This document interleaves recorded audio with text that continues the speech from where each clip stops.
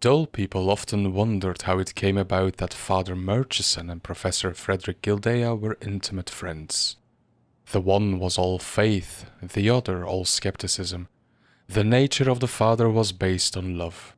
He viewed the world with an almost childlike tenderness above his long black cassock, and his mild yet perfectly fearless blue eyes seemed always to be watching the goodness that exists in humanity and rejoicing at what they saw. The professor, on the other hand, had a hard face like a hatchet, tipped with an aggressive black goatee beard. His eyes were quick, piercing and irreverent. The lines about his small, thin-lipped mouth were almost cruel. His voice was harsh and dry, sometimes when he grew energetic, almost soprano. It fired off words with a sharp and clipping utterance. His habitual manner was one of distrust and investigation. It was impossible to suppose that in his busy life he found any time for love, either of humanity in general or of an individual. Yet his days were spent in scientific investigations which conferred immense benefits upon the world. Both men were celibates. Father Murchison was a member of an Anglican order which forbade him to marry. Professor Guildea had a poor opinion of most things, but especially of women. He had formerly held a post as lecturer at Birmingham, but when his fame as a discoverer grew, he removed to London. There, at a lecture he gave in the East End, he first met Father Murchison. They spoke a few words. Perhaps the bright intelligence of the priest appealed to the man of science, who was inclined as a rule to regard the clergy with some contempt.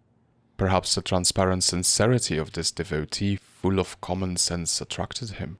As he was leaving the hall, he abruptly asked the father to call on him at his house in Hyde Park Place. And the father, who seldom went into the West End, except to preach, accepted the invitation. "When will you come?" said Guildea. He was folding up the blue paper on which his notes were written in a tiny, clear hand. The leaves rustled dryly in accompaniment to his sharp, dry voice. "On Sunday week I am preaching in the evening at St. Saviour's, not far off," said the father. "I don't go to church." "No," said the father without any accent of surprise or condemnation. "Come to supper afterwards." "Thank you, I will." "What time will you come?" The father smiled. "As soon as I have finished my sermon. The service is at 6:30. About 8 then, I suppose. Don't make the sermon too long. My number in Hyde Park Place is 100. Good night to you." He snapped an elastic band around his papers and strode off without shaking hands. On the appointed Sunday, Father Murchison preached to a densely crowded congregation at St. Saviour's. The subject of his sermon was sympathy, and the comparative uselessness of man in the world unless he can learn to love his neighbor as himself. The sermon was rather long, and when the preacher in his flowing black cloak and his hard round hat with a straight brim over which hung the ends of a black cord made his way towards the professor's house, the hands of the illuminated clock disc at the marble arch pointed to 20 minutes past 8. The father hurried on, pushing his way through the crowd of standing soldiers, chattering women and giggling street boys in their Sunday best. It was a warm April night, and when he reached number 100 Hyde Park Place, he found the professor bareheaded on his doorstep, gazing out towards the park railings and enjoying the soft, moist air in front of his lighted passage. "Ha! A long sermon!" he exclaimed. "Come in." "I fear it was," said the father, obeying the invitation. "I am that dangerous thing, an extempore preacher. More attractive to speak without notes, if you can do it. Hang your hat and cloak here. We'll have supper at once. This is the dining room." He opened a door on the right, and they entered a long, narrow room, with a gold paper and a black ceiling, from which hung an electric lamp with a gold-colored shade. In the room stood a small oval table with covers laid for two. The professor rang the bell. Then he said, "People seem to talk better at an oval table than at a square one." "Really, is that so?"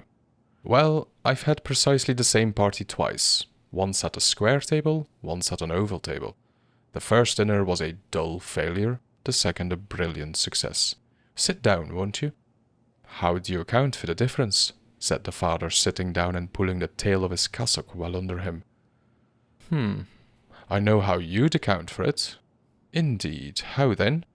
At an oval table, since there are no corners, the chain of human sympathy, the electric current, is much more complete. Let me give you some soup. Thank you. The father took it, and as he did so turned his beaming blue eyes on his host. Then he smiled. What? He said in his pleasant, light tenor voice. You do go to church sometimes, then? Tonight is the first time for ages, and mind you, I was tremendously bored. The father still smiled, and his blue eyes gently twinkled. Dear, dear, he said, what a pity.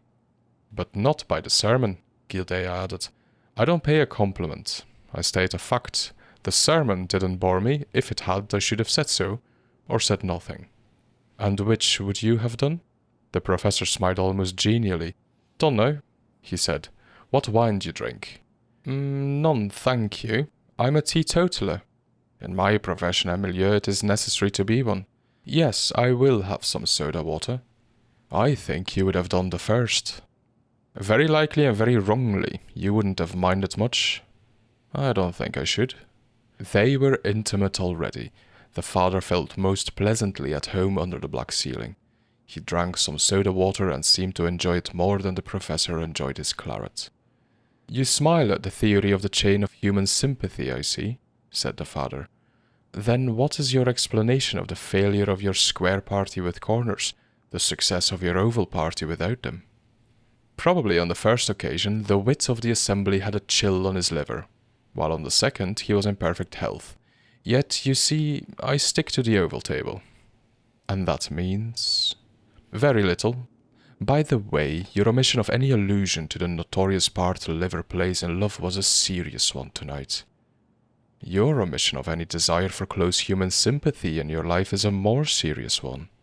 How can you be sure I have no such desire? I divine it. Your look, your manner tell me it is so. You were disagreeing with my sermon all the time I was preaching, weren't you? Part of the time. The servant changed the plates. He was a middle-aged, blond, thin man, with a stony white face, pale, prominent eyes, and an accomplished manner of service. When he had left the room, the professor continued. Your remarks interested me, but I thought them exaggerated. For instance? Let me play the egoist for a moment. I spent most of my time in hard work. Very hard work. The results of this work, you will allow, benefit humanity. Enormously, assented the father, thinking of more than one of Guildea's discoveries. And the benefit conferred by this work, undertaken merely for its own sake, is just as great as if it were undertaken because I loved my fellow man and sentimentally desired to see him more comfortable than he is at present. I am as useful precisely in my present non-affectional condition, as I should be if I were as full of gush as the sentimentalists who want to get murderers out of prison. Or to put a premium on tyranny, like Tolstoy, by preventing the punishments of tyrants. One may do great harm with affection, great good without it. Yes, that is true. Even le bon motif is not everything, I know. Still, I contend that, given your powers, you would be far more useful in the world with sympathy, affection for your kind, added to them than as you are.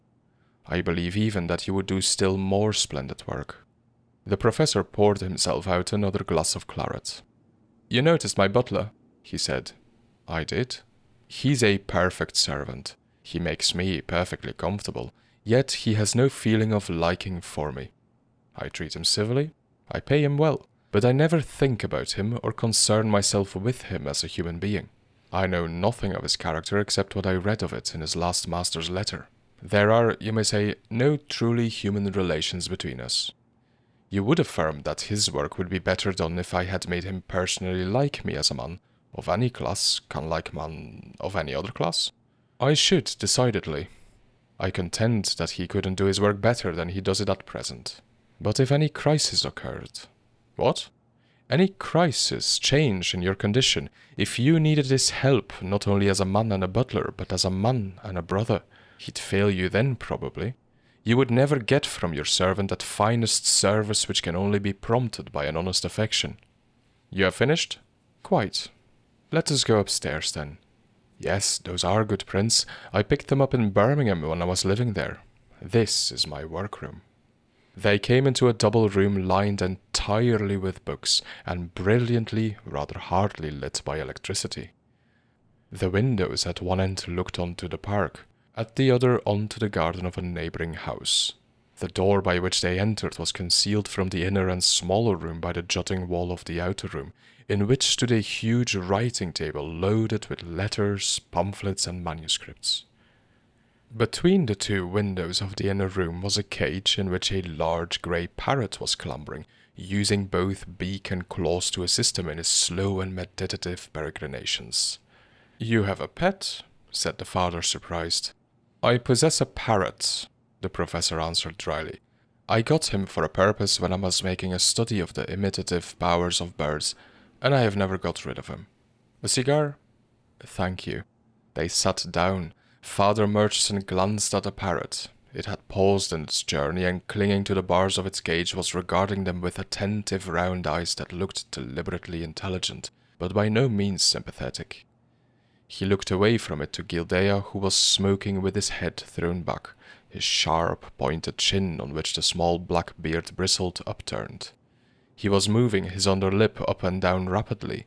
This action caused the beard to stir and look peculiarly aggressive. The father suddenly chuckled softly. "Why's that?" cried Guildea, letting his chin drop down on his breast and looking at his guest sharply.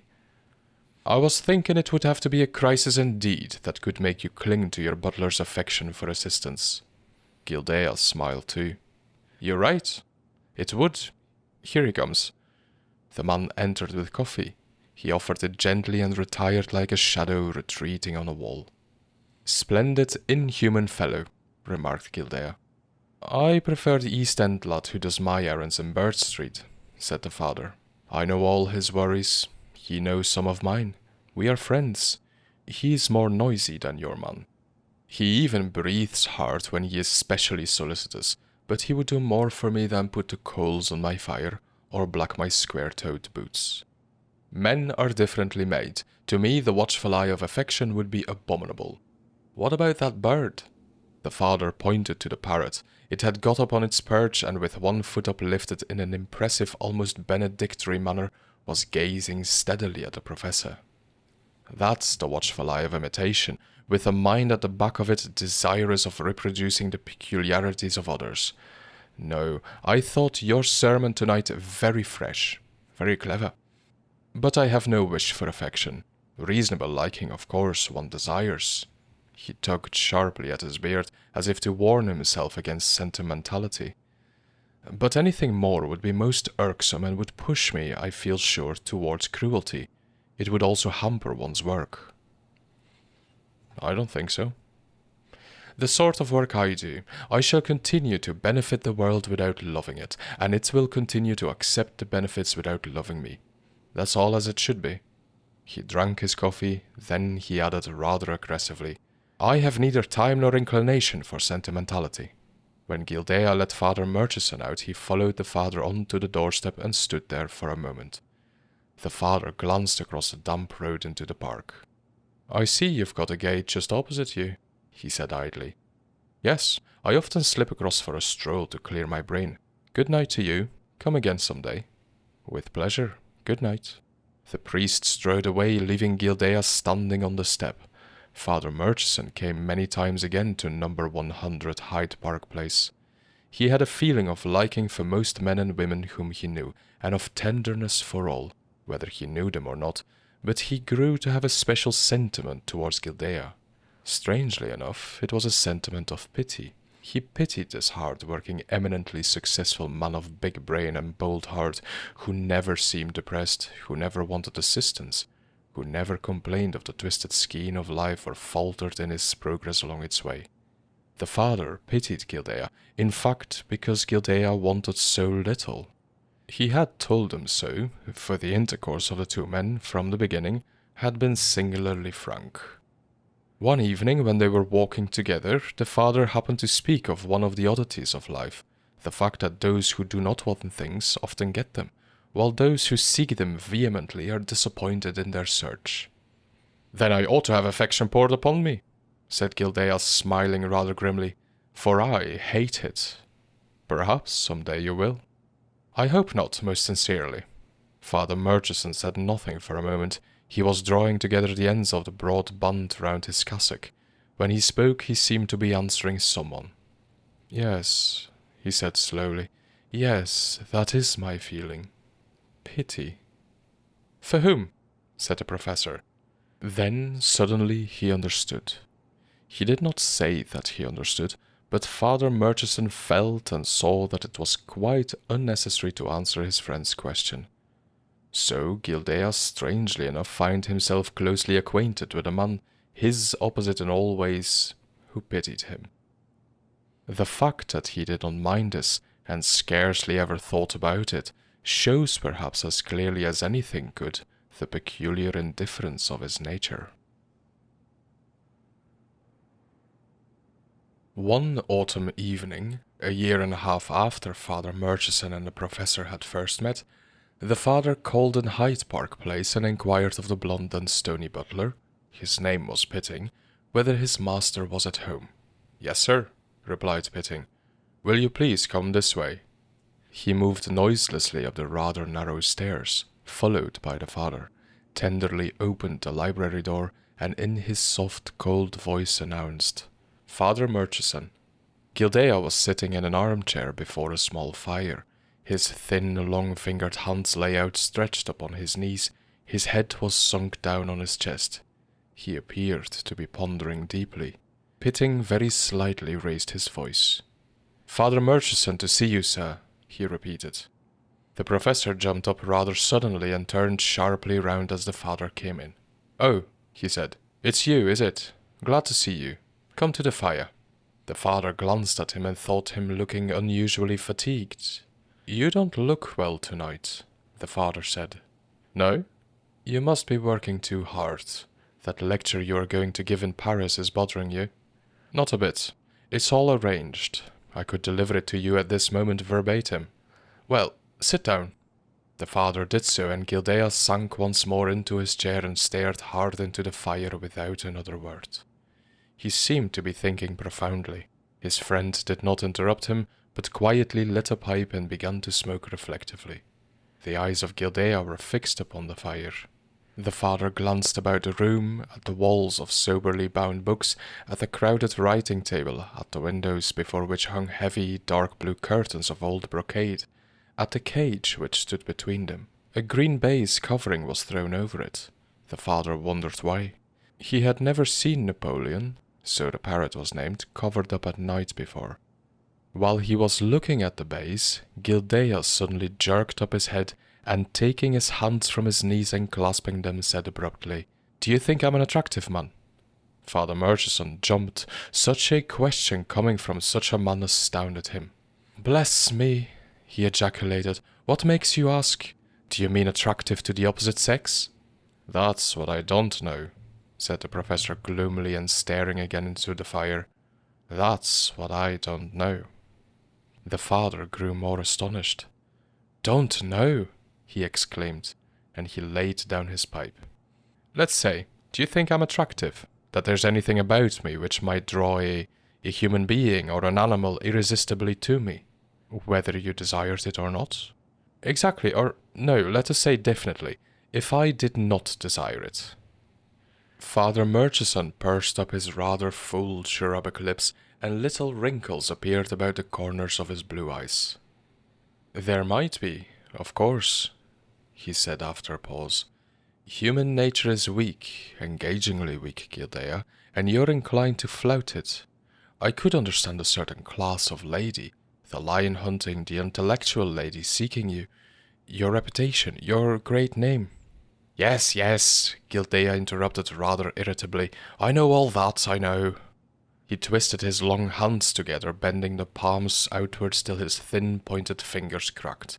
His forehead was wrinkled in a frown. "I imagine," he said. He stopped and coughed dryly, almost shrilly. "I imagine it would be very disagreeable to be liked, to be run after, that is the usual expression, isn't it, by anything one objected to." And now he half turned in his chair, crossed his legs one over the other, and looked at his guest with an unusual, almost piercing interrogation. "Anything?" said the father. "Well, Well, anyone. I imagine nothing could be more unpleasant. To you, no, answered the father. But forgive me, Guildea, I cannot conceive you permitting such intrusion. You don't encourage adoration. Guildea nodded his head gloomily. I don't, he said. I don't. That's just it. That's the curious part of it, that I... He broke off deliberately, got up and stretched. I'll have a pipe too, he said. He went over to the mantelpiece, got his pipe, filled it and lighted it. As he held the match to the tobacco, bending forward with an inquiring expression, his eyes fell upon the green baize that covered Napoleon's cage. He threw the match into the grate and puffed at the pipe as he walked forward to the cage. When he reached it, he put out his hand, took hold of the baize and began to pull it away. Then suddenly he pushed it back over the cage. No, he said as if to himself. No. He returned rather hastily to the fire and threw himself once more into his armchair. You're wondering, he said to Father Murchison. So am I. I don't know at all what to make of it. I'll just tell you the facts and you must tell me what you think of them. The night before last, after a day of hard work, but no harder than usual, I went to the front door to get a breath of air. You know I often do that. Yes, I found you on the doorstep when I first came here. Just so. I didn't put on a hat or coat. I just stood on the step as I was. My mind, I remember, was still full of my work. It was rather a dark night, not very dark. The hour was about 11, or a quarter past. I was staring at the park, and presently I found that my eyes were directed towards somebody who was sitting, back to me, on one of the benches. I saw the person, if it was a person, through the railings. If it was a person, said the father. What do you mean by that? Wait a minute. I say that because it was too dark for me to know. I merely saw some blackish object on the bench, rising into view above the level of the back of the seat. I couldn't say it was man, woman, or child, but something there was, and I found that I was looking at it. I understand. Gradually, I also found that my thoughts were becoming fixed upon this thing or person. I began to wonder first what it was doing there, next what it was thinking, lastly what it was like. Some poor creature without a home, I suppose, said the father. I said that to myself. Still, I was taken with an extraordinary interest about this object, so great an interest that I got my hat and crossed the road to go into the park. As you know, there's an entrance almost opposite to my house. Well, Murchison, I crossed the road, passed through the gate and the railings, went up to the seat, and found that there was nothing on it. Were you looking at it as you walked? Part of the time, but I removed my eyes from it just as I passed through the gate, because there was a row going on a little way off, and I turned for an instant in that direction. When I saw that the seat was vacant, I was seized by a most absurd sensation of disappointment, almost of anger. I stopped and looked about me to see if anything was moving away, but I could see nothing. It was a cold night and misty, and there were few people about. Feeling, as I say, foolishly and unnaturally disappointed, I retraced my step to this house. When I got here, I discovered that during my short absence I had left the hall door open. Half open. Rather imprudent in London? Yes, I had no idea, of course, that I had done so till I got back. However, I was only away 3 minutes or so. Yes, it was not likely that anybody had gone in. I suppose not. Was it? Why do you ask me that, Guildea? Well... Besides, if anybody had gone in on your return, you'd have caught him, surely. Guildea coughed again. The father's surprise could not fail to recognize that he was nervous and that his nervousness was affecting him physically. I must have caught cold that night, he said as if he had read his friend's thought and hastened to contradict it. Then he went on. I entered the hall, or passage rather. He paused again. His uneasiness was becoming very apparent. And you did catch somebody? Said the father. Guildea cleared his throat. That's just it, he said. Now we come to it. I'm not imaginative, as you know. You certainly are not. No, but hardly had I stepped into the passage before I felt certain that somebody had got into the house during my absence. I felt convinced of it, and not only that, I also felt convinced that the intruder was the very person I had dimly seen sitting upon the seat in the park. What do you say to that? I begin to think you are imaginative. It seemed to me that the person, the occupant of the seat, and I had simultaneously formed the project of interviewing each other, had simultaneously set out to put that project into execution. I became so certain of this that I walked hastily upstairs into this room, expecting to find the visitor awaiting me. But there was no one. I then came down again and went into the dining room. No one.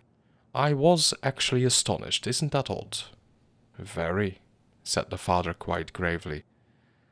The professor's chill and gloomy manner and uncomfortable constrained appearance kept away the humour that might well have lurked round the steps of such a discourse. I went upstairs again, he continued, sat down and thought the matter over. I resolved to forget it and took up a book. I might perhaps have been able to read, but suddenly I thought I noticed... He stopped abruptly. Father Murchison observed that he was staring towards the green baize that covered the parrot's cage. But that's nothing, he said. Enough that I couldn't read. I resolved to explore the house. You know how small it is, how easily one can go all over it. I went all over it. I went into every room without exception. To the servants who were having supper I made some excuse. They were surprised at my advent, no doubt. And Pitting? Oh, he got up politely when I came in, stood while I was there but never said a word. I muttered, "Don't disturb yourselves," or something of the sort, and came out. Murchison, I found nobody new in the house, yet I returned to this room entirely convinced that somebody had entered while I was in the park.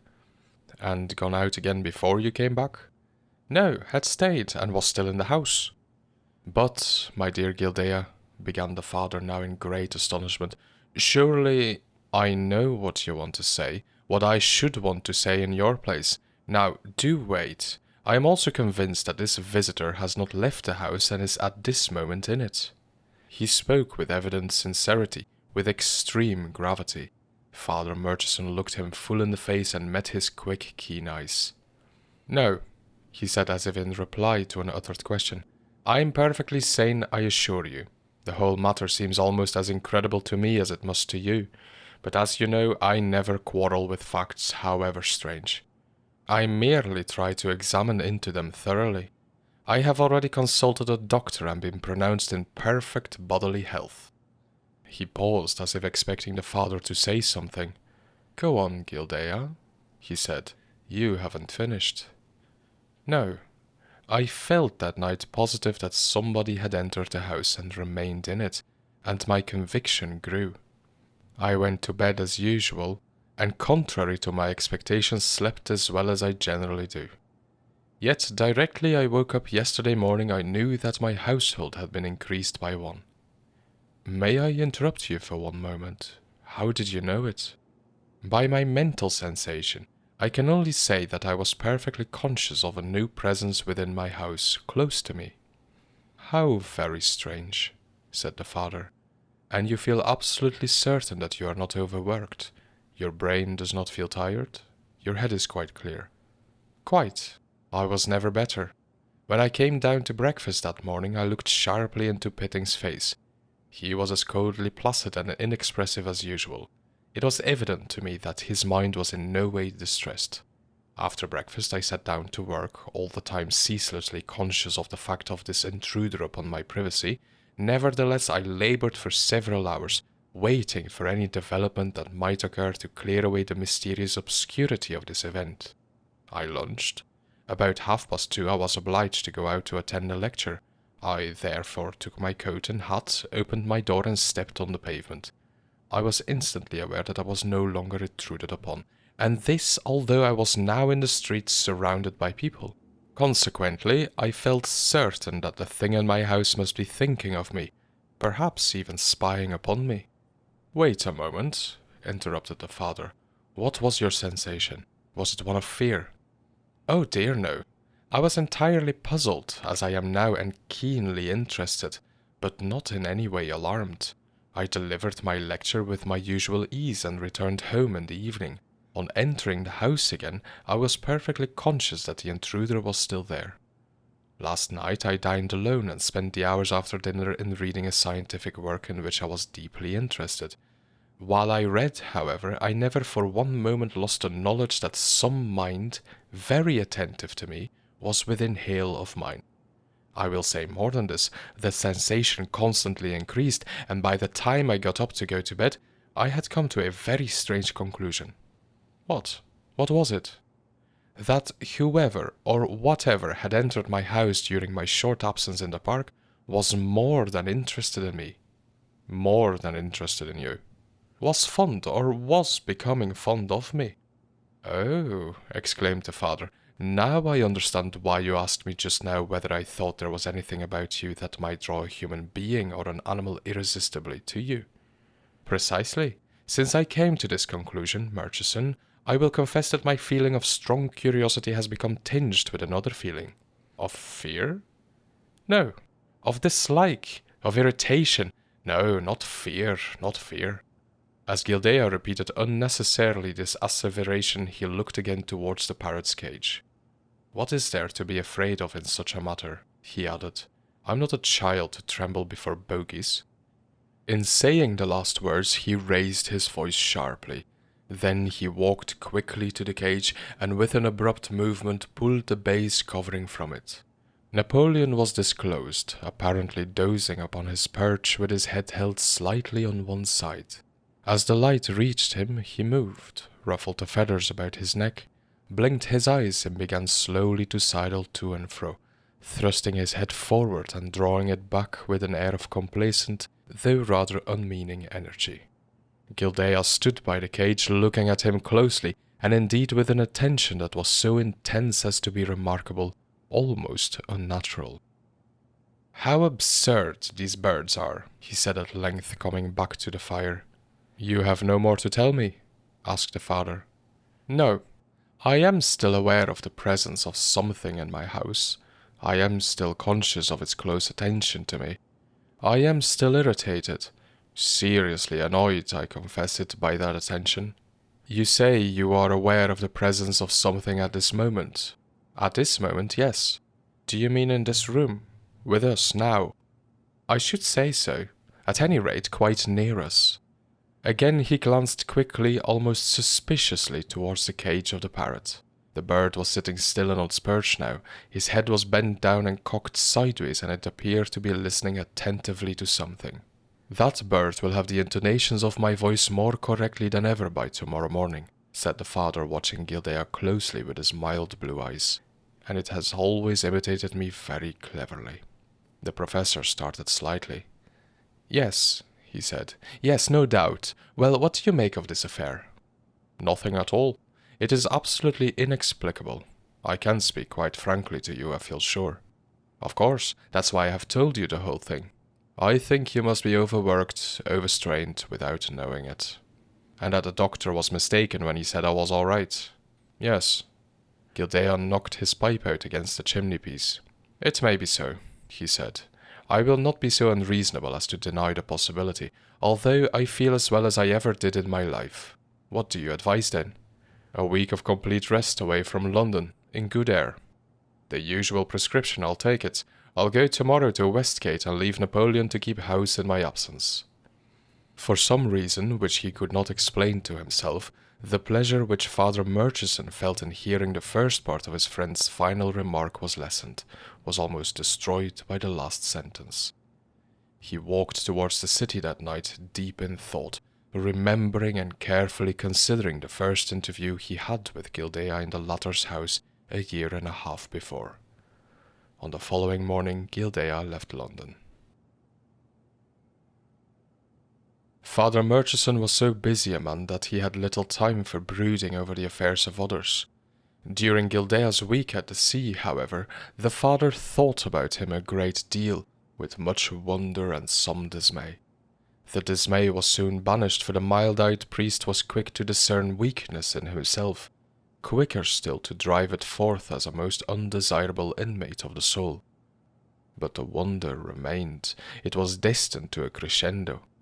Guildea had left London on a Thursday. On a Thursday he returned, having previously sent a note to Father Murchison to mention that he was leaving Westgate at a certain time. When his train ran into Victoria Station at 5 o'clock in the evening, He was surprised to see the cloaked figure of his friend standing upon the grey platform behind a line of porters. "What, Murchison?" he said. "You here? Have you seceded from your order that you are taking this holiday?" They shook hands. "No," said the father. "It happened that I had to be in this neighborhood today, visiting a sick person. So I thought I would meet you. And see if I were still a sick person, eh?"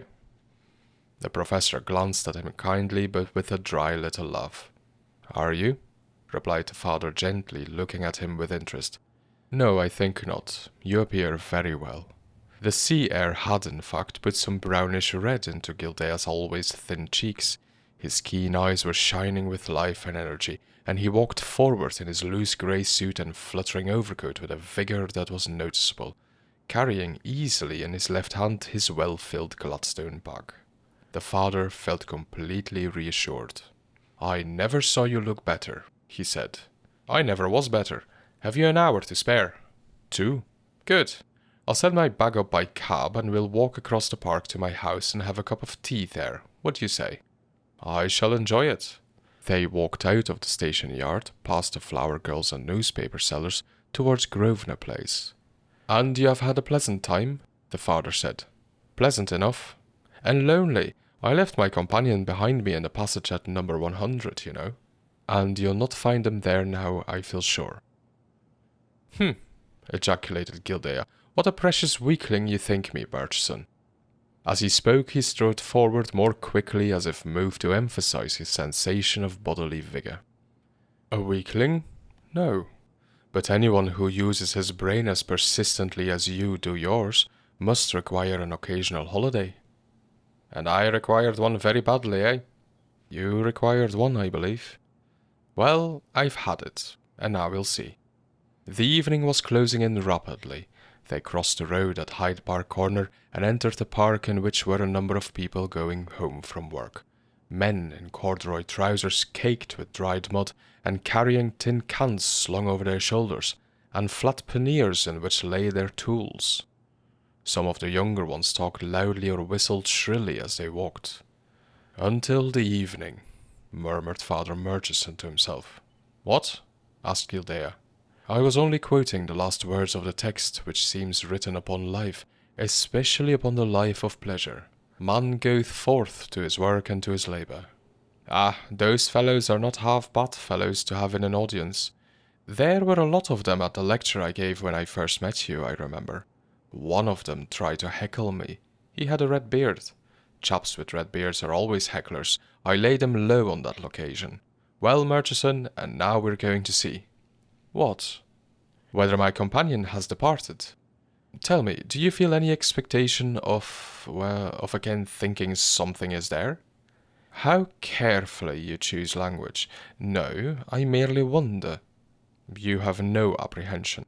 "Not a scrap, but I confess to feeling curious." "Then the sea air hasn't taught you to recognize that the whole thing came from overstrain?" "No," said Guildea very dryly. He walked on in silence for a minute, then he added, "You thought it would?"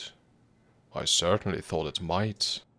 "Make me realize that I had a sickly, morbid, rotten imagination. Huh!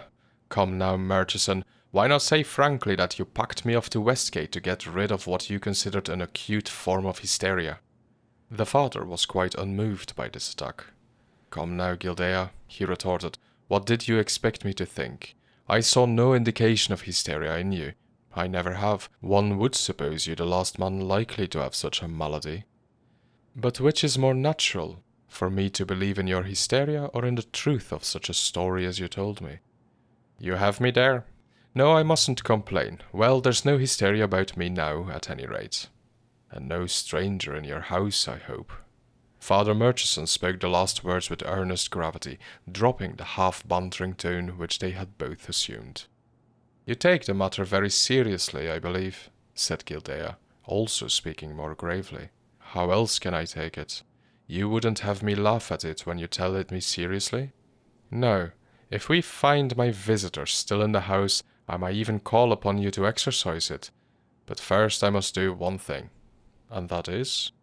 "Prove to you, as well as to myself, that it is still there." "That might be difficult," said the father, considerably surprised by Guildea's matter-of-fact tone. I don't know. If it has remained in my house, I think I can find a means, and I shall not be at all surprised if it is still there, despite the Westgate air. In saying the last words, the professor relapsed into his former tone of dry chaff. The father could not quite make up his mind whether Guildea was feeling unusually grave or unusually gay. As the two men drew near to Hyde Park Place, their conversation died away and they walked forward silently in the gathering darkness. "Here we are," said Guildea at last. He thrust his key into the door, opened it, and let Father Murchison into the passage, following him closely and banging the door. "Here we are," he repeated in a louder voice. The electric light was turned on in anticipation of his arrival. He stood still and looked round. "We'll have some tea at once," he said. "Ah, Pitting!"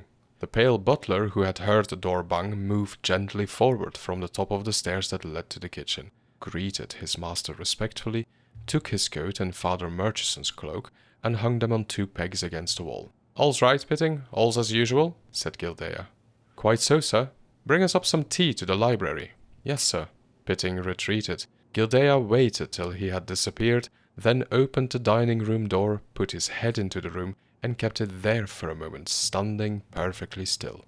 Presently he drew back into the passage, shut the door, and said, "Let's go upstairs." Father Murchison looked at him inquiringly, but made no remark.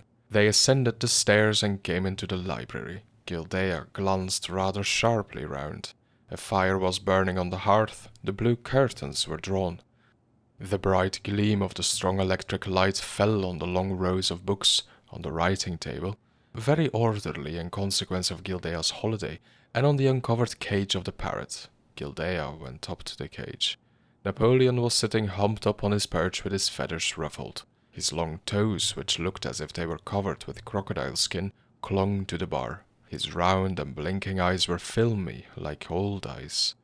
Guildea stared at the bird very hard, and then clucked with his tongue against his teeth. Napoleon shook himself, lifted 1 foot, extended his toes, sidled along the perch to the bars nearest the professor, and thrust his head against him. Guildea scratched it with his forefinger 2 or 3 times, still gazing attentively at the parrot. Then he returned to the fire just as Pitting entered with the tea tray. Father Murchison was already sitting in an armchair on one side of the fire. Guildea took another chair and began to pour out tea, as Pitting left the room, closing the door gently behind him. The father sipped his tea, found it hot, and set the cup down on a little table at his side. "You're fond of that parrot, aren't you?" he asked his friend. "Not particularly. It's interesting to study sometimes. The parrot mind and nature are peculiar." "How long have you had him?" "About 4 years. I nearly got rid of him just before I made your acquaintance. I'm very glad now I kept him." "Are you? Why is that?" "I shall probably tell you in a day or 2. The father took up his cup again. He did not press Guildea for an immediate explanation, but when they both had finished their tea, he said, "Well, has the sea air had the desired effect?" "No," said Guildea. The father brushed some crumbs from the front of his cassock and sat up higher in his chair. "Your visitor is still here?" he asked, and his blue eyes became almost ungentle and piercing as he gazed at his friend. "Yes," answered Guildea calmly. "How do you know it? When did you know it? When you looked into the dining room just now?" "No, not until I came into this room. It welcomed me here." "Welcomed you? In what way?" "Simply by being here, by making me feel that it is here as I might feel that a man was if I came into the room when it was dark." He spoke quietly with perfect composure in his usual dry manner. "Very well," the father said. "I shall not try to contend against your sensation or to explain it away. Naturally, I am in amazement." "So am I. Never has anything in my life surprised me so much. Murchison, of course I cannot expect you to believe more than that, I honestly suppose. Imagine, if you like, that there is some intruder here, of what kind I am totally unaware. I cannot expect you to believe that there really is anything. If you were in my place, I in yours, I should certainly consider you the victim of some nervous delusion. I could not do otherwise. But wait. Don't condemn me as a hysteria patient or as a madman for 2 or 3 days. I feel convinced that, unless I am indeed unwell, a mental invalid, which I don't think is possible, I shall be able very shortly to give you some proof that there is a newcomer in my house. You don't tell me what kind of proof? Not yet. Things must go a little further first, but perhaps even tomorrow I may be able to explain myself more fully. In the meanwhile, I'll say this, that if, eventually, I can't bring any kind of proof that I'm not dreaming, I'll let you take me to any doctor you like, and I'll resolutely try to adopt your present view, that I'm suffering from an absurd delusion. That is your view, of course. Father Murchison was silent for a moment. Then he said rather doubtfully, "It ought to be." "But it isn't?" asked Guildea, surprised. "Well, your manner is enormously convincing. Still, of course, I doubt. How can I do otherwise? The whole thing must be fancy." The father spoke as if he were trying to recoil from a mental position he was being forced to take up. "It must be fancy," he repeated. "I'll convince you by more than my manner, or I'll not try to convince you at all," said Guildea. When they parted that evening, he said, "I'll write to you in a day or two, probably. I think the proof I am going to give you has been accumulating during my absence, but I shall soon know." Father Murchison was extremely puzzled as he sat on the top of the omnibus going homeward. In 2 days' time, he received a note from Guildea asking him to call, if possible, the same evening. This he was unable to do as he had an engagement to fulfill at some East End gathering. The following day was Sunday. He wrote saying he would come on the Monday and got a wire shortly afterwards. "Yes, Monday, come to dinner, 7:30, Guildea." At 7:30 he stood on the doorstep of number 100. Pitting let him in. "Is the professor quite well, Pitting?" the father inquired as he took off his cloak. "I believe so, sir. He has not made any complaint," the butler formally replied. "Will you come upstairs, sir?" Guildea met them at the door of the library.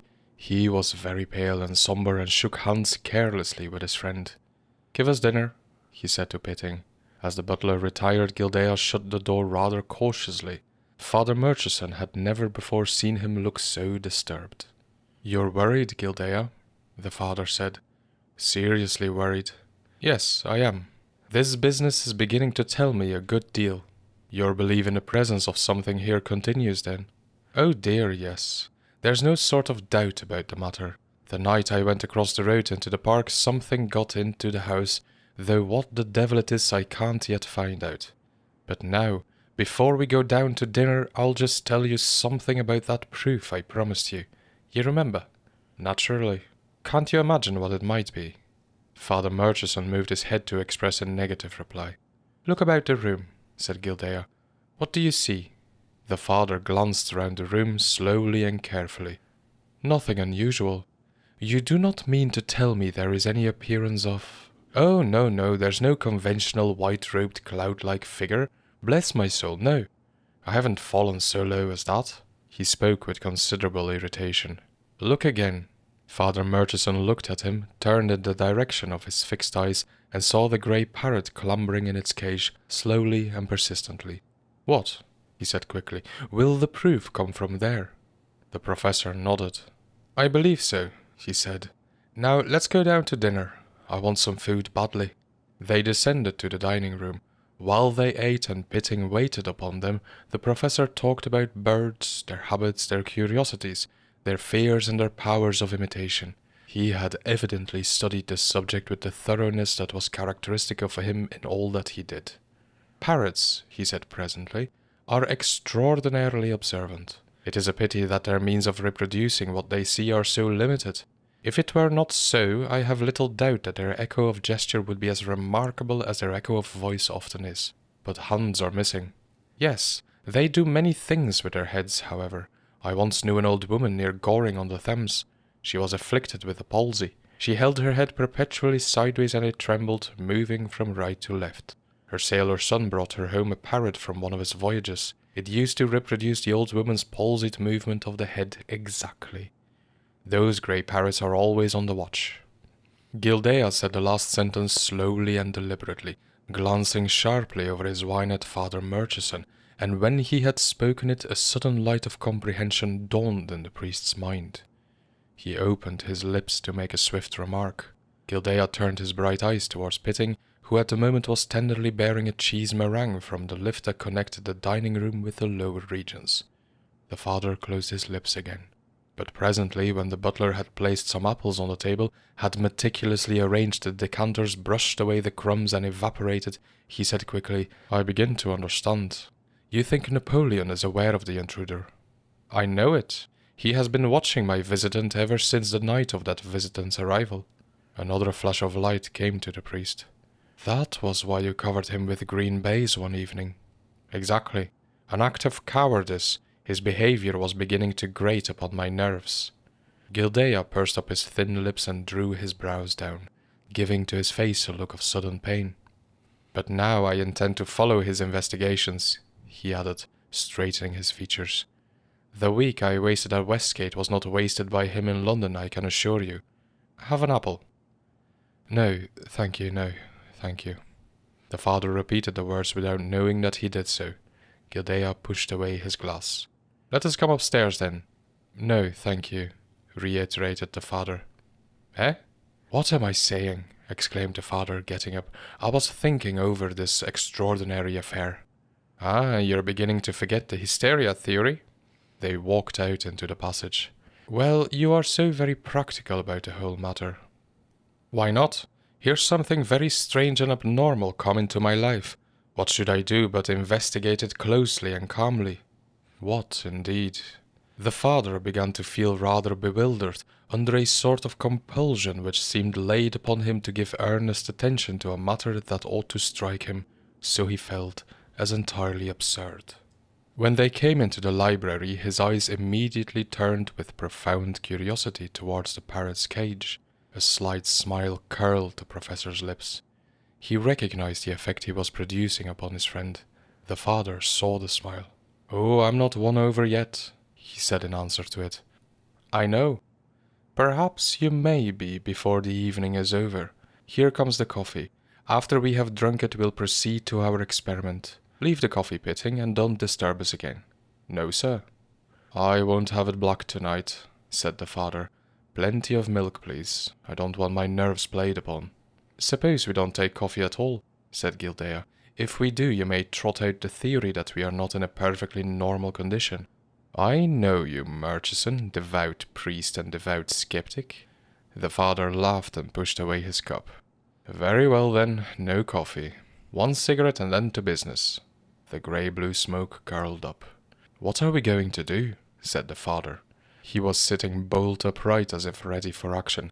Indeed, there was no suggestion of repose in the attitudes of either of the men. "Hide ourselves and watch Napoleon. By the way, that reminds me." He got up, went to a corner of the room, picked up a piece of green baize and threw it over the cage. "I'll pull that off when we are hidden. And tell me first if you have had any manifestation of this supposed presence during the last few days." "Merely an increasingly intense sensation of something here, perpetually watching me, perpetually attending to all my doings." "Do you feel that it follows you about?" "Not always. It was in this room when you arrived. It is here now, I feel. But in going down to dinner we seemed to get away from it. The conclusion is that it remained here. Don't let us talk about it just now." They spoke of other things till their cigarettes were finished. Then, as they threw away the smouldering ends, Guildea said, "Now, Murchison, for the sake of this experiment, I suggest that we should conceal ourselves behind the curtains on either side of the cage, so that the bird's attention may not be drawn towards us, and so distracted from that which we want to know more about. I will pull away the green baize when we are hidden. Keep perfectly still, watch the bird's proceedings, and tell me afterwards how you feel about them. How you explain them. Tread softly." The father obeyed, and they stole towards the curtains that fell before the two windows. The father concealed himself behind those on the left of the cage, the professor behind those on the right. The latter, as soon as they were hidden, stretched out his arm, drew the baize down from the cage, and let it fall on the floor. The parrot, which had evidently fallen asleep in the warm darkness, moved on its perch as the light shone upon it, ruffled the feathers round its throat, and lifted first one foot and then the other. It turned its head round on its supple and apparently elastic neck, and diving its beak into the down upon its back, made some searching investigation with, as it seemed, a satisfactory result. For it soon lifted its head again, glanced around its cage, and began to address itself to a nut which had been fixed between the bars for its refreshment. With its curved beak it felt and tapped the nut, at first gently, then with severity. Finally it plucked the nut from the bars, seized it with its rough grey toes, and holding it down firmly on the perch, cracked it and pecked out its contents, scattering some on the floor of the cage and letting the fractured shell fall into the china bath that was fixed against the bars.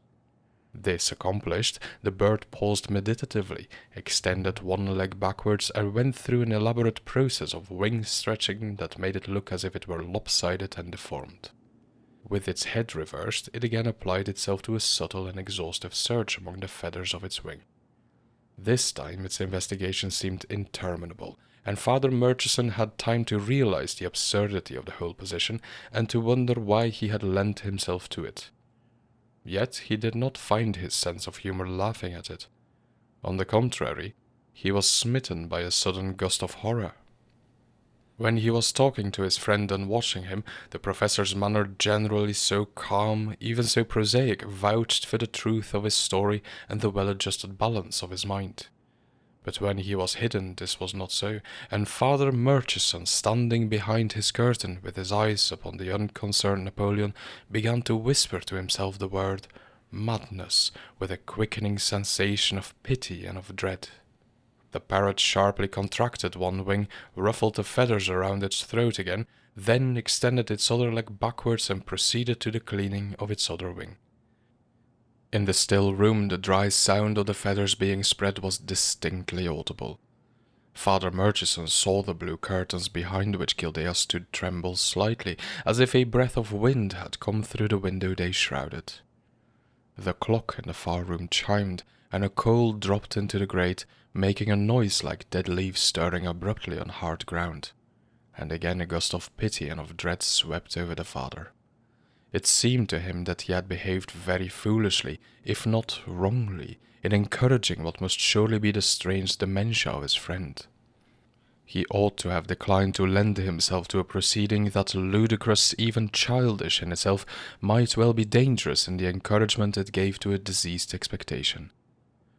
Napoleon's protruding leg, extended wing and twisted neck, his busy and unconscious devotion to the arrangement of his person, his evident sensation of complete loneliness, most comfortable solitude, brought home with vehemence to the father the undignified buffoonery of his conduct, the more piteous buffoonery of his friend.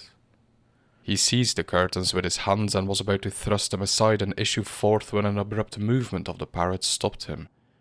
The bird, as if sharply attracted by something, paused in its pecking, and with its head still bent backward and twisted sideways on his neck, seemed to listen intently. Its round eye looked glistening and strained like the eye of a disturbed pigeon.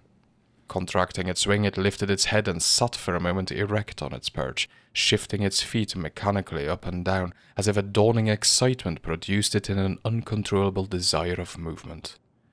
Then it thrust its head forward in the direction of the further room and remained perfectly still. Its attitude so strongly suggested the concentration of its attention on something immediately before it that Father Murchison instinctively stared about the room, half expecting to see Pitting advance softly, having entered through the hidden door. He did not come, and there was no sound in the chamber. Nevertheless, the parrot was obviously getting excited and increasingly attentive. It bent its head lower and lower, stretching out its neck until, almost falling from the perch, it half extended its wings, raising them slightly from its back as if about to take flight, and fluttering them rapidly up and down.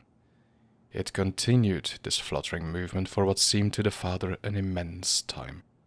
At length, raising its wings as far as possible, it dropped them slowly and deliberately down to its back, caught hold of the edge of its bath with its beak, hoisted itself onto the floor of the cage, waddled to the bars, thrust its head against them, and stood quite still in the exact attitude it always assumed when its head was being scratched by the professor.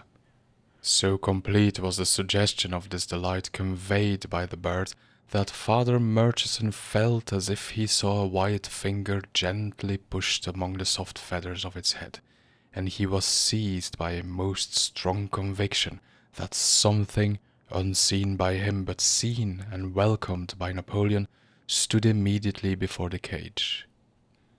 The parrot presently withdrew its head as if the coaxing finger had been lifted from it, and its pronounced air of acute physical enjoyment faded into one of marked attention and alert curiosity.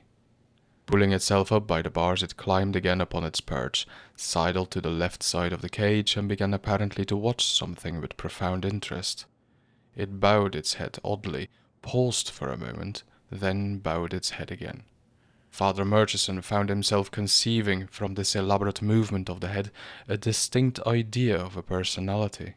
The bird's proceedings suggested extreme sentimentality combined with that sort of weak determination which is often the most persistent.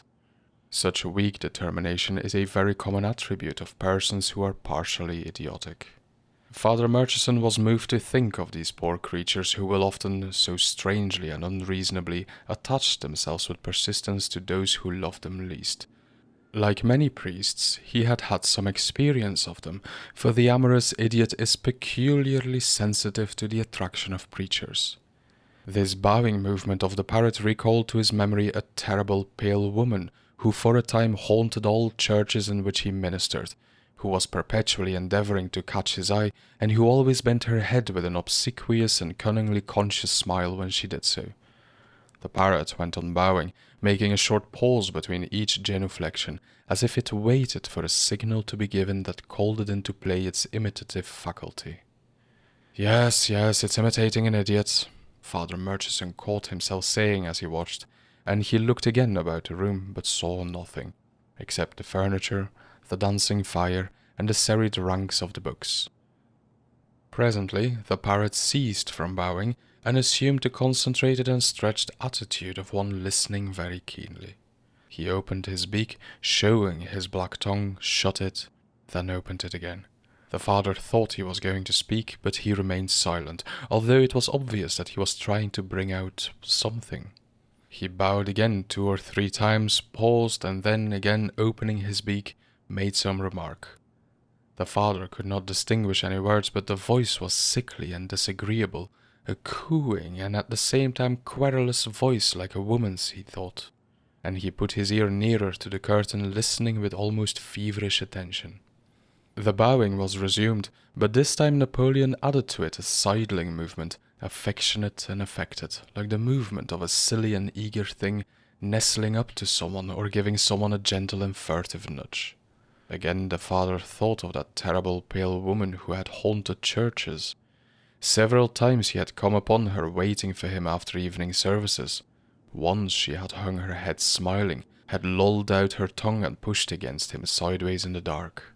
He remembered how his flesh had shrunk from the poor thing, the sick loathing of her that he could not banish by remembering that her mind was all astray. The parrot paused, listened, opened his beak, and again said something in the same dove-like, amorous voice, full of sickly suggestion and yet hard, even dangerous in its intonation. A loathsome voice, the father thought it. But this time, although he heard the voice more distinctly than before, he could not make up his mind whether it was like a woman's voice or a man's, or perhaps a child's. It seemed to be a human voice, and yet oddly sexless. In order to resolve his doubt, he withdrew into the darkness of the curtains, ceased to watch Napoleon, and simply listened with keen attention, striving to forget that he was listening to a bird, and to imagine that he was overhearing a human being in conversation. After 2 or 3 minutes' silence, the voice spoke again, and at some length, apparently repeating several times an affectionate series of ejaculations with a cooing emphasis that was unutterably mawkish and offensive. The sickliness of the voice, its falling intonations, and its strange indelicacy, combined with a die-away softness and meretricious refinement, made the father's flesh creep. Yet he could not distinguish any words, nor could he decide on the voice's sex or age. One thing alone he was certain of as he stood still in the darkness, that such a sound could only proceed from something peculiarly loathsome, could only express a personality unendurably abominable to him, if not to everybody. The voice presently failed in a sort of husky gasp, and there was a prolonged silence. It was broken by the professor, who suddenly pulled away the curtains that hid the father and said to him, "Come out now and look." The father came into the light, blinking, glanced towards the cage, and saw Napoleon poised motionless on one foot with its head under its wing. He appeared to be asleep. The professor was pale, and his mobile lips were drawn into an expression of supreme disgust. "Faugh!" he said. He walked to the windows of the further room, pulled aside the curtains and pushed the glass up, letting in the air. The bare trees were visible in the grey gloom outside. Guildea leaned out for a minute, drawing the night air into his lungs. Presently he turned round to the father and exclaimed abruptly, "Pestilent, isn't it?" "Yes, most pestilent." "Ever hear anything like it?" "Not exactly." "Nor I. It gives me nausea, Murchison. Absolute physical nausea." He closed the window and walked uneasily about the room. "What do you make of it?" he asked over his shoulder. "How do you mean exactly?" "Is it a man's, woman's, or child's voice?" "I can't tell. I can't make up my mind." "Nor I." "Have you heard it often?" "Yes, since I returned from Westgate. There are never any words that I can distinguish. What a voice!" He spat into the fire. "Forgive me," he said, throwing himself down in a chair. "It turns my stomach, literally." "And mine," said the father, truly. "The worst of it is," continued Guildea with a high, nervous accent, "that there's no brain with it, none at all, only the cunning of idiocy." The father started at this exact expression of his own conviction by another. "Why do you start like that?" asked Guildea with a quick suspicion which showed the unnatural condition of his nerves. "Well, the very same idea had occurred to me." "What?" "That I was listening to the voice of something idiotic." "Ah, that's the devil of it, you know, to a man like me. I could fight against brain. But this—" He sprang up again, poked the fire violently, then stood on the hearthrug with his back to it and his hands thrust into the high pockets of his trousers. "That's the voice of the thing that got into my house," he said. "Pleasant, isn't it?" And now there was really horror in his eyes and in his voice. "I must get it out," he exclaimed. "I must get it out, but how?" He tugged at his short black beard with a quivering hand. "How?" he continued. "For what is it? Where is it?" "You feel it's here now?" "Undoubtedly, but I couldn't tell you in what part of the room." He stared about, glancing rapidly at everything.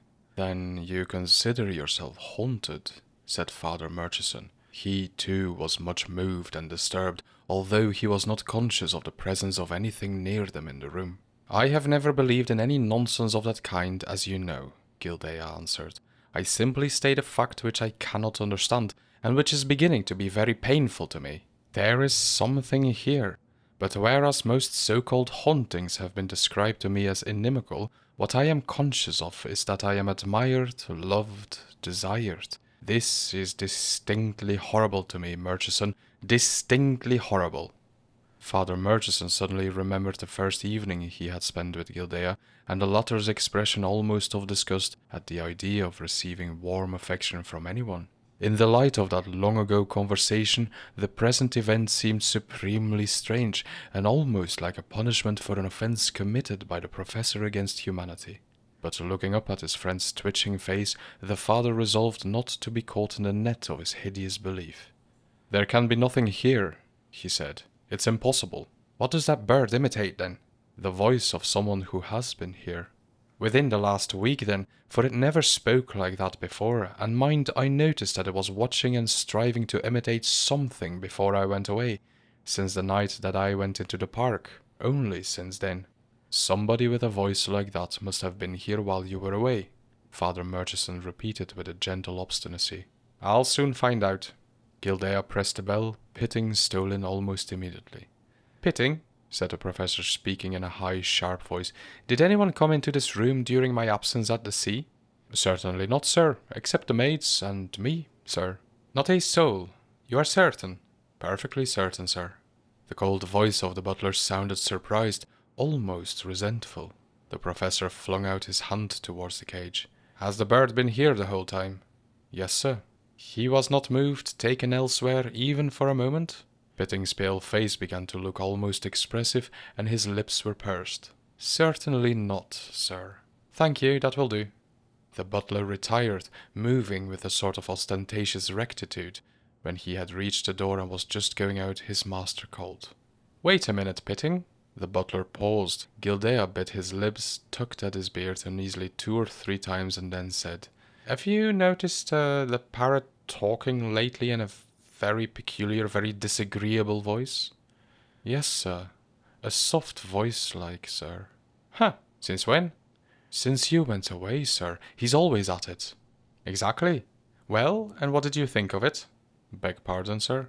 What do you think about his talking in this voice? Oh, that it's only his play, sir. I see. That's all, Pitting. The butler disappeared and closed the door noiselessly behind him. Guildea turned his eyes on his friend. There, you see, he ejaculated. It's certainly very odd, said the father. Very odd indeed. You are certain you have no maid who talks at all like that? My dear Murchison, would you keep a servant with such a voice about you for 2 days? No. My housemaid has been with me for 5 years, my cook for 7. You've heard Pitting speak. The 3 of them make up my entire household. A parrot never speaks in a voice it has not heard. Where has it heard that voice? But we hear nothing. No, nor do we see anything, but it does. It feels something too. Didn't you observe it presenting its head to be scratched? Certainly it seemed to be doing so. It was doing so. Father Murchison said nothing. He was full of increasing discomfort that almost amounted to apprehension. Are you convinced? Said Guildea rather irritably. No. The whole matter is very strange, but till I hear, see or feel, as you do, the presence of something, I cannot believe. You mean that you will not? Perhaps. Well, it is time I went. Guildea did not try to detain him, but said as he let him out, Do me a favor, come again tomorrow night. The father had an engagement. He hesitated, looked into the professor's face, and said, I will. At 9 I'll be with you.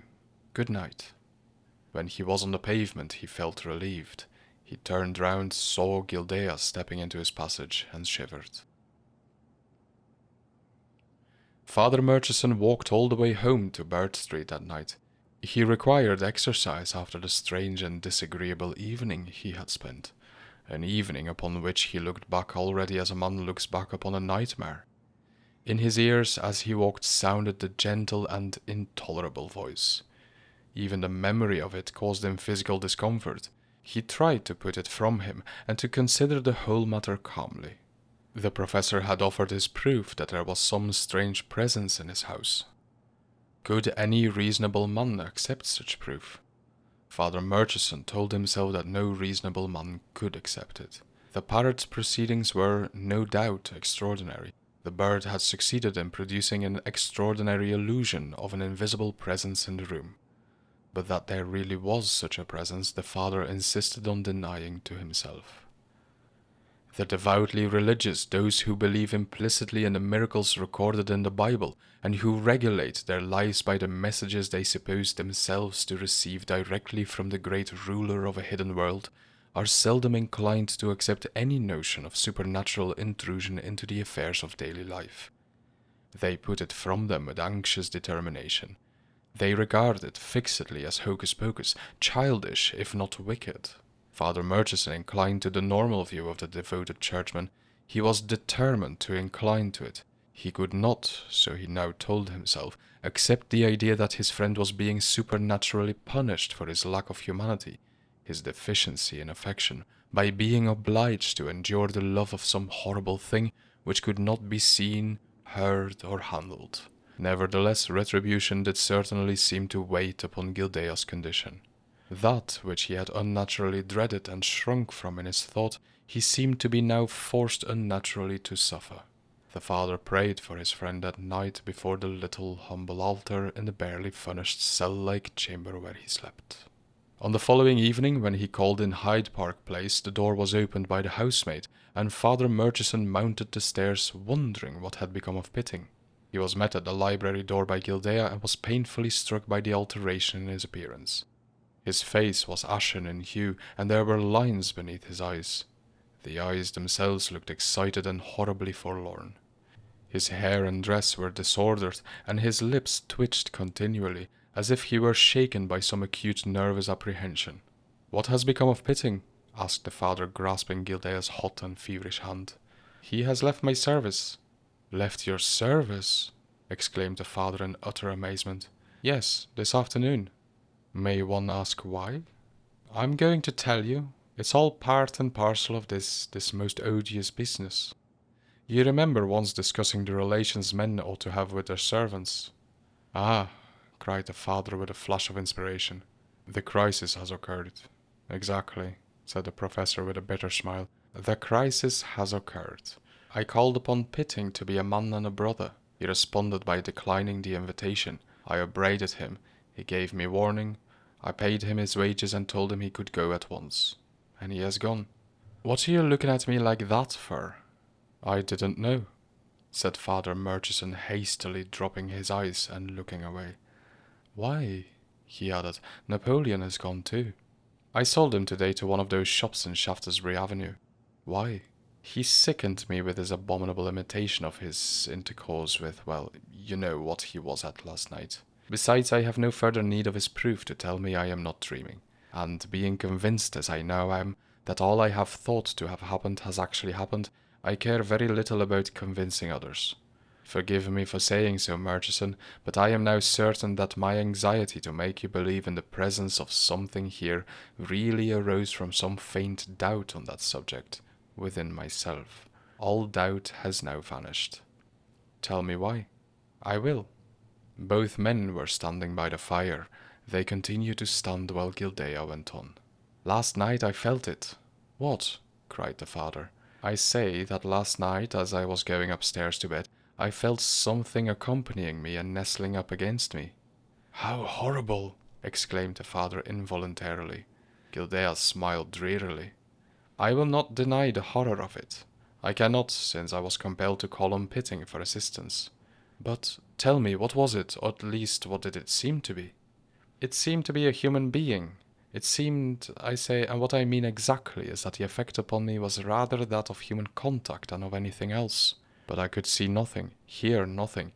Only 3 times I felt his gentle but determined push against me, as if to coax me and to attract my attention. The first time it happened I was on the landing outside this room with my foot on the first stair. I will confess to you, Murchison, that I bounded upstairs like one pursued.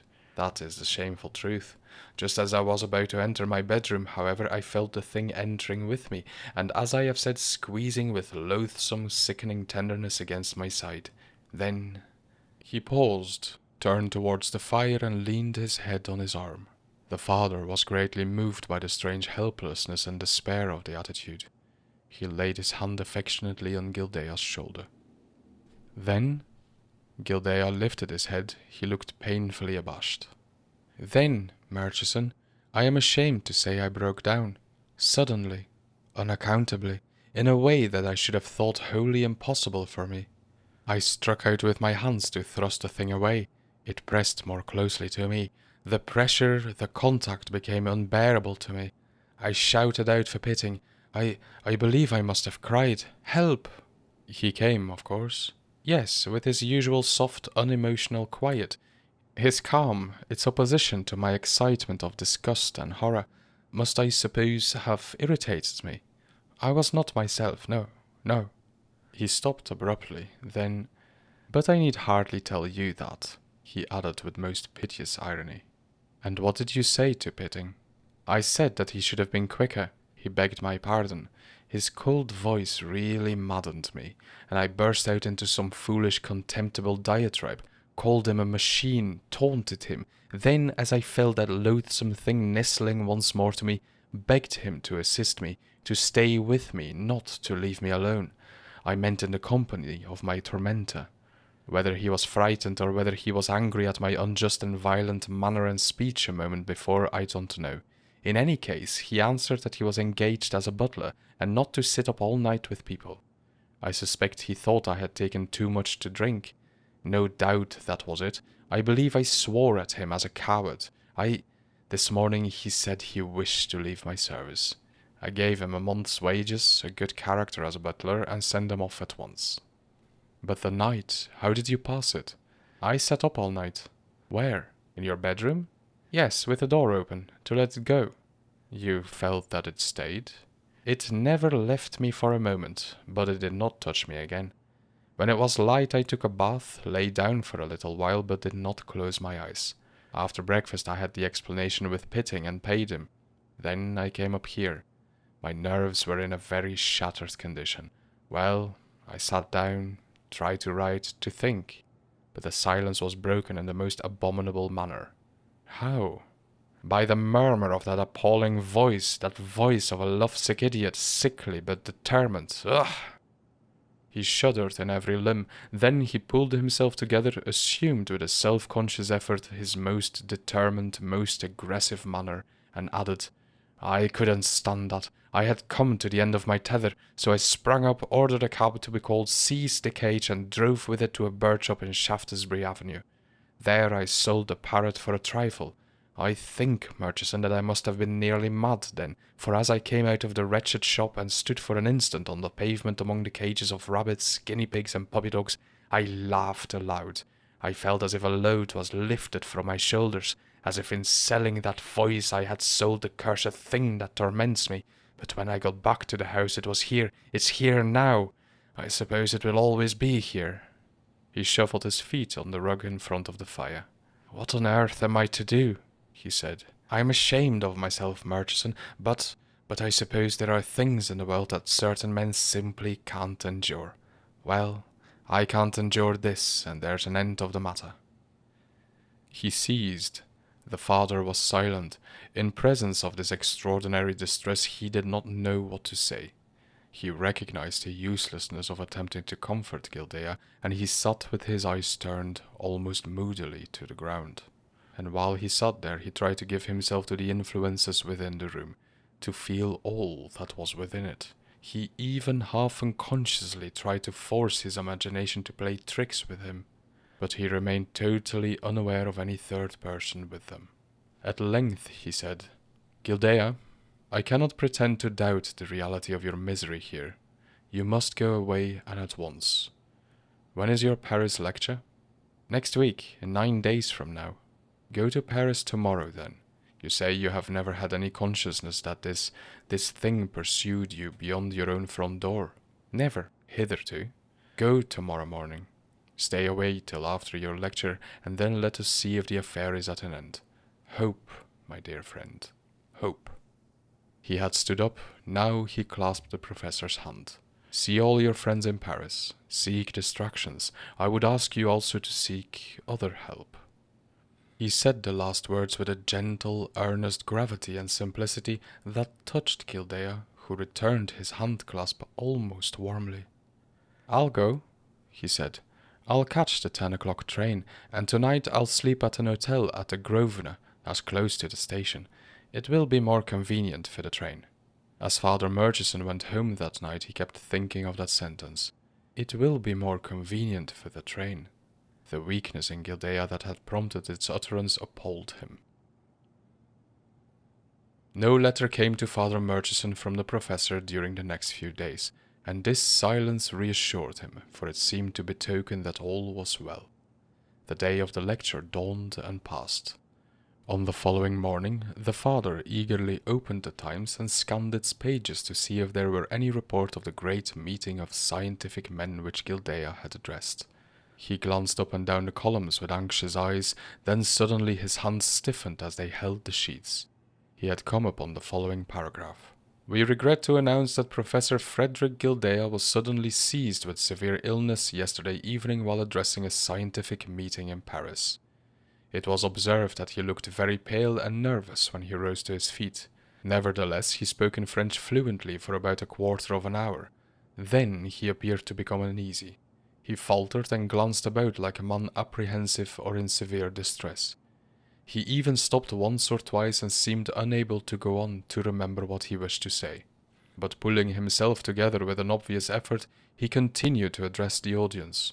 Suddenly, however, he paused again, edged furtively along the platform as if pursued by something which he feared, struck out with his hands, uttered a loud, harsh cry, and fainted. The sensation in the hall was indescribable. People rose from their seats, women screamed, and for a moment there was a veritable panic.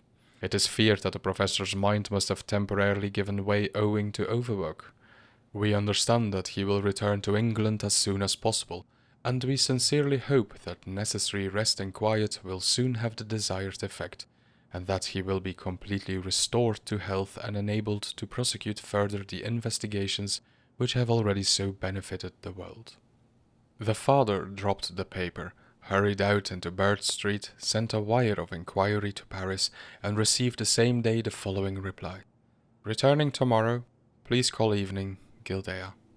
On that evening the father called in Hyde Park Place, was at once admitted, and found Guildea sitting by the fire in the library, ghastly pale with a heavy rug over his knees. He looked like a man emaciated by a long and severe illness, and in his wide open eyes there was an expression of fixed horror. The father started at the sight of him, and could scarcely refrain from crying out. He was beginning to express his sympathy when Guildea stopped him with a trembling gesture. "I know all that," Guildea said. "I know. This Paris affair—" He faltered and stopped. "You ought never to have gone," said the father. I was wrong. I ought not to have advised your going. You were not fit." "I was perfectly fit," he answered with the irritability of sickness, "but I was accompanied by that abominable thing." He glanced hastily round him, shifted his chair, and pulled the rug higher over his knees. The father wondered why he was thus wrapped up, for the fire was bright and red, and the night was not very cold. "I was accompanied to Paris," he continued, pressing his upper teeth upon his lower lip. He paused again, obviously striving to control himself, but the effort was vain. There was no resistance in the man. He writhed in his chair and suddenly burst forth in a tone of hopeless lamentation. "Murchison, this thing, whatever it is, no longer leaves me even for a moment. It will not stay here unless I am here, for it loves me persistently, idiotically. It accompanied me to Paris, stayed with me there, pursued me to the lecture hall, pressed against me, caressed me while I was speaking. It has returned with me here. It is here now." He uttered a sharp cry. "Now, as I sit here with you, it is nestling up to me, fawning upon me, touching my hands. Man, can't you feel that it is here?" "No," the father answered truly. "I try to protect myself from its loathsome contact," Guildea continued with fierce excitement, clutching the thick rug with both hands. "But nothing is of any avail against it. Nothing. What is it? What can it be? Why should it have come to me that night?" "Perhaps as a punishment," said the father with a quick softness. "For what? You hated affection. You put human feelings aside with contempt. You desired to have no love for anyone, nor did you desire to receive any love from anything. Perhaps this is a punishment." Guildea stared into his face. "Do you believe that?" he cried. "I don't know," said the father, "but it may be so. Try to endure it, even to welcome it. Possibly then the persecution will cease." "I know it means me no harm," Guildea exclaimed. "It seeks me out of affection. It was led to me by some amazing attraction which I exercise over it ignorantly." "I know that. But to a man of my nature that is the ghastly part of the matter. If it would hate me, I could bear it. If it would attack me, if it would try to do me some dreadful harm, I should become a man again. I should be braced to fight against it. But this gentleness, this abominable solicitude, this brainless worship of an idiot, persistent, sickly, horribly physical, I cannot endure. What does it want of me? What would it demand of me? It nestles to me, it leans against me. I feel its touch like the touch of a feather, trembling about my heart, as if it sought to number my pulsations, to find out the inmost secrets of my impulses and desires. No privacy is left to me." He sprang up excitedly. "I cannot withdraw," he cried. "I cannot be alone, untouched, unworshipped, unwatched for even 1/2 second. Murchison, I am dying of this. I am dying." He sank down again in his chair, staring apprehensively on all sides, with the passion of some blind man deluded in the belief by his furious and continued effort he will attain sight. The father knew well that he sought to pierce the veil of the invisible, and have knowledge of the thing that loved him. "Guildea," the father said with insistent earnestness, "try to endure this. Do more. Try to give this thing what it seeks." "But it seeks my love." "Learn to give it your love and it may go, having received what it came for." "You talk as a priest. Suffer your persecutors. Do good to them that despitefully use you. You talk as a priest." "As a friend I spoke naturally indeed, right out of my heart. The idea suddenly came to me that all this, truth or seeming, it doesn't matter which, may be some strange form of lesson. I have had lessons, painful ones. I shall have many more. If you could welcome—" I can't, Guildea cried fiercely. "Hatred, I can give it that, always that, nothing but that. Hatred, hatred." He raised his voice, glared into the emptiness of the room and repeated, "Hatred!" As he spoke, the waxen pallor of his cheeks increased, until he looked like a corpse with living eyes. The father feared that he was going to collapse and faint, but suddenly he raised himself upon his chair and said in a high and keen voice, full of suppressed excitement, "Murchison, Murchison!" "Yes, what is it?" An amazing ecstasy shone in Guildea's eyes. "It wants to leave me," he cried. "It wants to go. Don't lose a moment. Let it out. The window, the window." The father, wondering, went to the near window, drew aside the curtains and pushed it open. The branches of the trees in the garden creaked dryly in the light wind. Guildea leaned forward on the arms of his chair. There was silence for a moment. Then Guildea, speaking in a rapid whisper, said, "No, no, open this door, open the hall door. I feel that it will return the way it came. Make haste, go!" The father obeyed. To soothe him, hurried to the door and opened it wide. Then he glanced back at Guildea. He was standing up, bent forward. His eyes were glaring with eager expectation, and as the father turned, he made a furious gesture towards the passage with his thin hands. The father hastened out and down the stairs. As he descended in the twilight, he fancied he heard a slight cry from the room behind him, but he did not pause. He flung the hall door open, standing back against the wall. After waiting a moment, to satisfy Guildea, he was about to close the door again, and had his hand on it when he was attracted irresistibly to look forth towards the park. The night was lit by a young moon, and gazing through the railings, his eyes fell upon a bench beyond them. Upon this bench something was sitting, huddled together very strangely. The father remembered instantly Guildea's description of that former night, that night of Advent, and a sensation of horror-stricken curiosity stole through him. Was there then really something that had indeed come to the professor? And had it finished its work, fulfilled its desire, and gone back to its former existence? The father hesitated a moment in the doorway. Then he stepped out resolutely and crossed the road, keeping his eyes fixed upon this black or dark object that leaned so strangely upon the bench. He could not tell yet what it was like, but he fancied it was unlike anything with which his eyes were acquainted. He reached the opposite path and was about to pass through the gate in the railings when his arm was brusquely grasped. He started, turned round, and saw a policeman eyeing him suspiciously. "What are you up to?"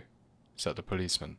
The father was suddenly aware that he had no hat upon his head, and that his appearance as he stole forward in his cassock with his eyes intently fixed upon the bench in the park was probably unusual enough to excite suspicion. "It's all right, policeman," he answered quickly, thrusting some money into the constable's hand. Then, breaking from him, the father hurried towards the bench, bitterly vexed at the interruption. When he reached it, nothing was there. Guildea's experience had been almost exactly repeated, and filled with unreasonable disappointment, the father returned to the house, entered it, shut the door, and hastened up the narrow stairway into the library. On the hearthrug, close to the fire, he found Guildea lying with his head lolled against the armchair from which he had recently risen. There was a shocking expression of terror on his convulsed face. On examining him, the father found that he was dead. The doctor, who was called in, said that the cause of death was failure of the heart. When Father Murchison was told this, he murmured, "Failure of the heart, it was that then." He turned to the doctor and said, "Could it have been prevented?" The doctor drew on his gloves and answered, "Possibly, if it had been taken in time. Weakness of the heart requires a great deal of care. The professor was too much absorbed in his work. He should have lived very differently." The father nodded. Yes, he said sadly.